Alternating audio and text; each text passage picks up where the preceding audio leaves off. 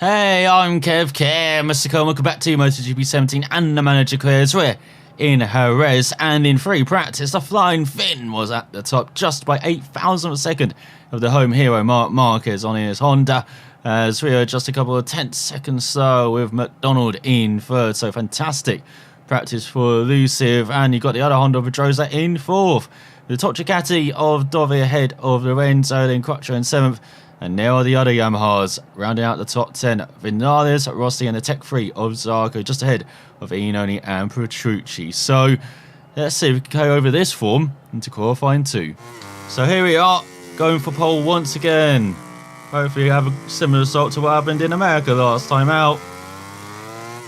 MacDonald was peerless, not just in qualifying but in the race as well under the wet conditions. By the time we set in practice, we always do it with the harder tyres. So around here in Jerez, we did it on the medium tyre in front and rear. Unlike in Austin, where we did it in the hard tyre. And the medium tyre seems to have performed well for 4 or 5 laps, and there's a slight drop off. But still very good lap times within half a second and virtually no tyre wear. Now I don't know that tyre will carry over to the race. As we saw in Austin, the wet tyres get very worn by the end of the race. Hopefully that's not the same deal here in Jerez. But we're qualifying on the soft tyres. Remember 2 laps in qualifying 2.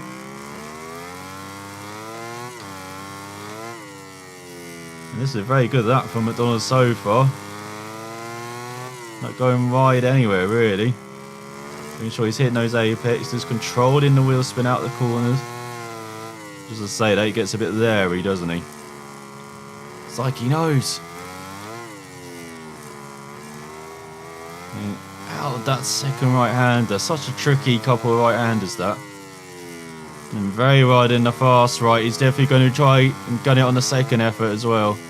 So he goes very wide in the next right as well. The rear end getting away.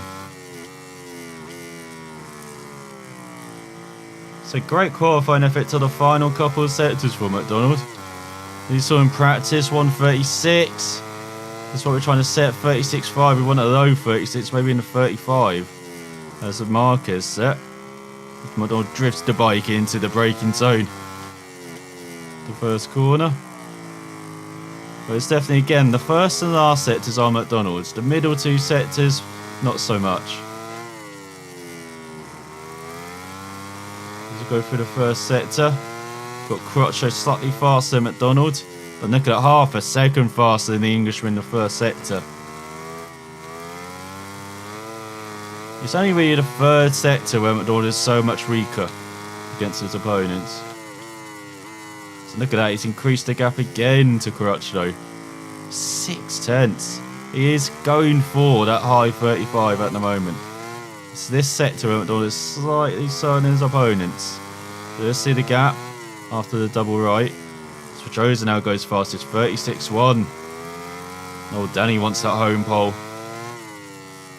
And a circuit where he is pretty good. It's one of his circuits where you can pull out and have out of nowhere. But look at MacDonald, half a second faster. He goes into the fast double right now. Hits the apex of the first part. Does for the second as well, not losing the rear end. Again, this is his sector, this final sector. He gets on the power smoothly enough. Loads of Rossi flags leaving to the right hand side. Don't really expect that. And look at 35.4. Oh, MacDonald has laid down a marker once again, which will prove very hard to beat. And look at, no one is near him. Just Marquez, the only other rider in the 35s, but half a second back on MacDonald, who makes it back-to-back poles this season with the Flying Finn on the front row. What a qualifying session for Elusive, with Pedrosa leading a second ahead of Quattro in the top 5. Good on the LCR, ahead of Dovi. And then there are the factory Yamahas on the third row. Rossi ahead of Vinales with Lorenzo in 9th. Then you got Zarco rounding out the top 10. Ahead of Iannone and Petrucci. So what can MacDonald do in the race? Can he just run away like he did in America? So unlike America, it's definitely a dry race, as you see the Flying Finn and he's still on the front row. Looking further down, there's Petrucci. Very handsome in 12th. And then the fifth row is Folger, 6th row Miller. And further back, you've got Rabat in his home race leading 7th row ahead of Berbera. Batista leading 8th row. And on the special row, once again, is Sam Lowe's. The riders are lined up, the engines are revving. Just a few more seconds and another Spanish Grand Prix will begin here at Jerez de la Frontera. And there's MacDonald with another clear view of the run to the first corner. Not a long run, though. Bit of a similar run, actually, to Cota. Just got to watch out for a dive down the inside when the lights go out for this 7-lap race. And there is Marcus. He cuts him off. The MacDonald chop. As the flying thing goes up to second, and it's like behind his team leader. It goes down into the right-hander. Very slow. MacDonald on the medium tyres. So hopefully tyre wear shouldn't be an issue. But for the first lap or two, his tyres won't be with him. He's running wide, like that. So he's got to be careful of the flying fin, of everyone behind, and just hold on to his lead for the first couple of laps until the tyres come in. The guy's got 3/10 of a second lead over his teammate though. Marcus in third. I should say second now. Of course he makes a dive to the inside. Doesn't want to see MacDonald get away. He wants to take advantage of MacDonald being a bit slow in these first couple of laps as well. Take back that lead. Hopefully with the medium tyres, tyre wear shouldn't be an issue. As I said, pace does pick up, then does drop away again after around 5 or 6 laps. So maybe on the final lap, MacDonald will be struggling. But he's almost gotten a second lead over Marcus. Doesn't look like he's struggling on his first lap, does it? Look at that, even able to use all the curves, get good traction as well. As he waves to the Spanish fans. As the flying fin dives down the inside of Marcus into the final corner. Makes it elusive 1-2. And goes across the line for the first time. With an over a second lead ahead of his teammate. Of course he did a fast lap in the open lap, 39.1. Now let's see what MacDonald can do. There's almost losing the way for the left. Get on the power too much there. And slightly wide into the far left as well. Look at that flying thing, gained half a second back in that first sector against that mistake from MacDonald. But it won't be close enough to make a dive into the Calder Sack corner at the end of the straight. Well, it's almost the 20th year anniversary of when Michael Schumacher dived down, or Jack Villeneuve dived down the inside of Michael Schumacher there. The German hit Villeneuve, but only cost him the title. Race and his classification in that year's championship in F1. As it looks like Loris Baz unfortunately has gone down, the Frenchman. Marcus back past the fin into second into that hairpin, but still over a second behind MacDonald. As now the tyres will be starting to come to him. It's slightly wide in the right though. Been very cautious in the past couple of rights. Well, with that rear end getting away from him probably. Just like it did in qualifying. Slightly wide, feeding that power in very gently. As the flying fin's back up to second in that final corner, and we know that's his passing zone then. All the sets of 37.5. That's going to be nowhere near the fastest out of the race, is it? It goes downhill. But following up on that point about the 97 F1 World Championship and how it got decided at that hairpin. There's also a clip on the F1 YouTube channel with Jack Villeneuve, who won the title. There was Schumacher talking about the incident. It's a 10-minute long clip. It was actually from a documentary which got released last year. Talk about F1 and how it was back in the day. Well, it's a very good 10-minute clip, and even though it's only got one side to the story, it's always interesting to hear from old Villeneuve. And it is very well put together, that documentary, it looks like. Even though I noticed that reviews online and it was a bit mixed actually for it, but yeah, very well worth checking out that clip as Marcus get back past the flying Finn and that hairpin. But he's almost 2 seconds behind MacDonald. He's stretching the gap on this third lap. Oh, once again going wide in that right-hander though. Very sloppy. But heading on to the fourth for that. Pace is definitely with MacDonald. Once again, the flying Finn pass is in that final corner. What if Marcus will close the door as the race goes on? It's a 37-2 for MacDonald. There's a 1.7 second lead over his teammate. But here comes Marcus in that first corner, back past the Finn. So I'll be interested to see if the Finn actually makes the move on Marcus into the hairpin then. It's almost 2 second lead for MacDonald. He's taking it very gently through the right-hander. Onto his back straight into the hairpin.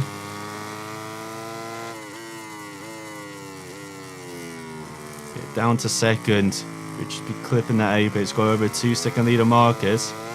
And there goes the Finn, back past him into the hairpin. So just got to wait till the final corner now for Marcus to get past the Finn, but they've changed roles now. Well, it's been Marcus doing that move. So I wonder if Marcus has actually got the tactical advantage then for the final lap. Maybe make that move into the final corner. We'll see. So Finn still remains 2 seconds behind MacDonald. There we go, turned in a bit earlier into that right-hander. That's much better line. And breaking a bit deeper into the hairpin. It's over halfway through this race. The tyres are around halfway worn, so again, tyre wear shouldn't be too bad for MacDonald as he dips into the 36s now. Really is starting to gallop away at the front. 2.7 second lead now over the Finn, who actually held on to second. So Marcus couldn't get the move done into that final corner. Into Jorge Lorenzo corner. Named after the Ducati rider. A couple of years ago. I think it was 2013. And I think that's the race where Marcus actually made a move on Lorenzo in his corner. In the final lap where he forced him wide. So that's how you celebrate that. At least with your Marcus. You can remember Lorenzo being very happy about that. And Sam MacDonald's got almost a 3 second lead on his teammate behind. As Marcus makes the move on the Finn. Into the hairpin. Now we just got to wait till the end of the lap to see if the Finn can make the move on Marcus. MacDonald being very gentle. Sliding the wrist slightly into the right-hander. And see, not really pushing it this race. Just been looking after the tyres. I mean, he's been wide like this into almost every corner as well, but that's much better in the right-hander. That's how you do it, MacDonald. Definitely got to top that corner now. And into the hairpin. Just feed the power gently. Oh, the rear end trying to get away. And there goes the Finn past Marcus into that final corner. It's onto the penultimate lap of the race. Oh, it sets another 36.6 even with that moment. It's now got a 3.6 second lead over the Finn. Looks very good for second. Looks like Marquez. There's that straight line pace. But then the Finn has that pace coming out the fast right heading into the hairpin. We'll see how that plays out in these final couple of laps where should get a bit more aggressive between the pair. Got 3.5 second lead for MacDonald. Looking at the tyres in the bottom right. Got around quarter of them left as well, so looking very good tyre wise. And good decision to step it up a compound as well, go to the mediums instead of the softs. But it's only really these first few races where tyre wear is a major issue. Off the top of my head, maybe Phillip Island later in the season. Silverstone as well. You know, those fast circuits. Maybe Mugello. Then that race goes by so quickly, it doesn't seem to be an issue.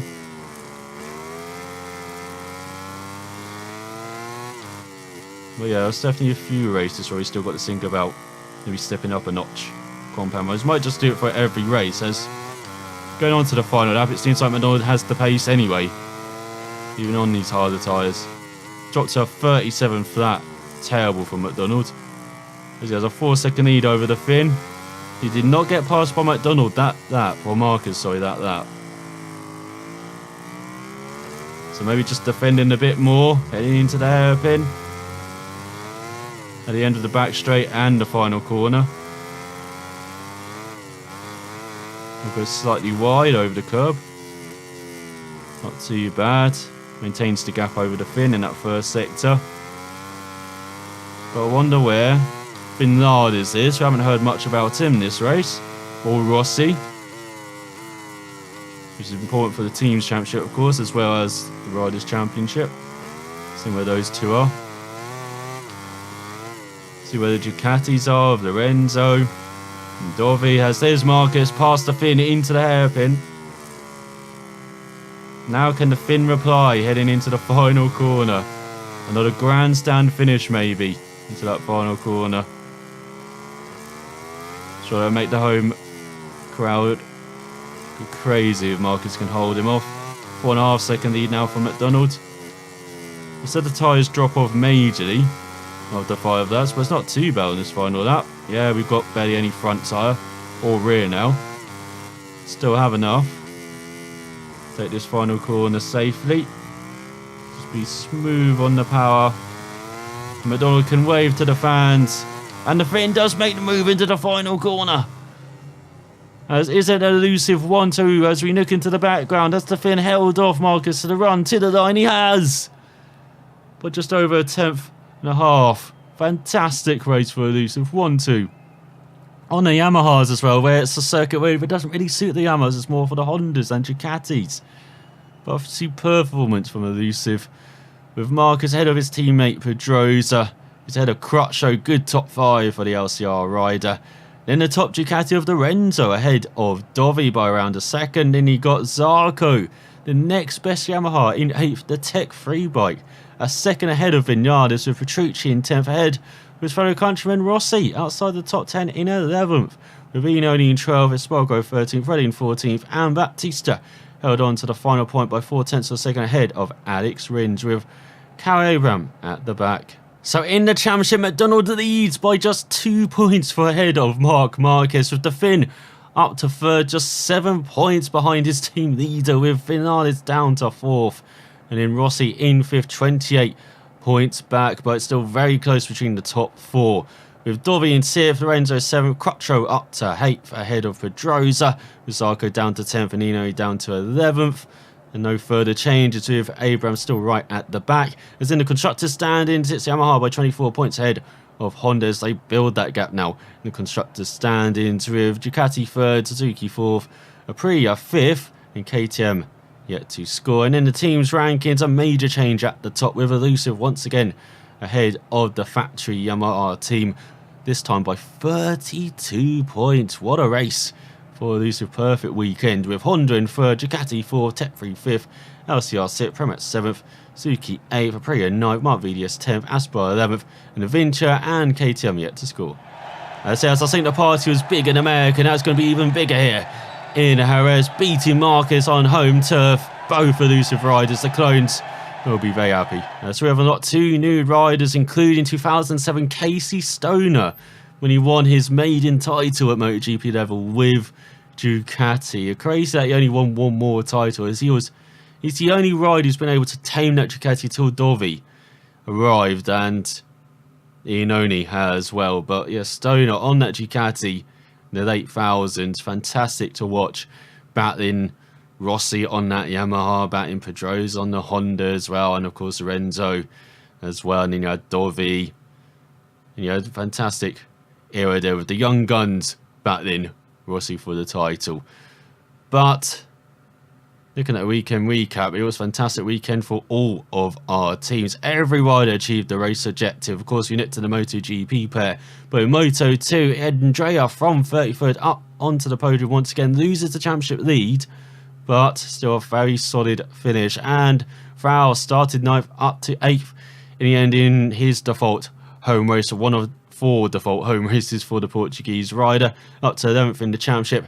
And the Swede wins once again from 2nd on the starting grid, as it was actually Alejandro grabbed pole, but he finished 3rd up to 4th in the championship, and for the Swede he still leads the championship, as well as Alejandro improves his braking and body position, and Raul improves his braking, throttle management and body position and Moto2 affinity, and the Flying Thing improves his throttle management, as well as once again loads of credit zone and reputation. As to end the episode, we're going to the garage, as I believe, I know we've still got a couple of weeks to develop those KTM parts. I thought they were done already, but the engine and brakes 2 weeks to go, and for the Calyx 4 weeks to go for the suspension. So let's end the episode with an activity day, as we can do a prize competition, get an increase in fits credit race reward from the sponsor for the next race to 100%, go out evening, get 1200 reputation, manage of course make them nothing after agreement with an airline, or go to the gym, do some abs and back muscles training for a rise, improve their corner ability by 100 XP. I guess we'll do that. As next time out, we'll be heading to France and the Bugatti Le Mans circuit for the 5th round of the season. And you're seeing in all 3 championships the elusive riders battling for the title. Dan MacDonald and the Flying Thing back up this fantastic performance with another one in France. In Moto2, can Andrea battle his way back into the championship lead? And in Moto3, can the Swede just continue winning and Alejandro continue finishing on the podium? Find out next time. So now for watching, I'll see you then.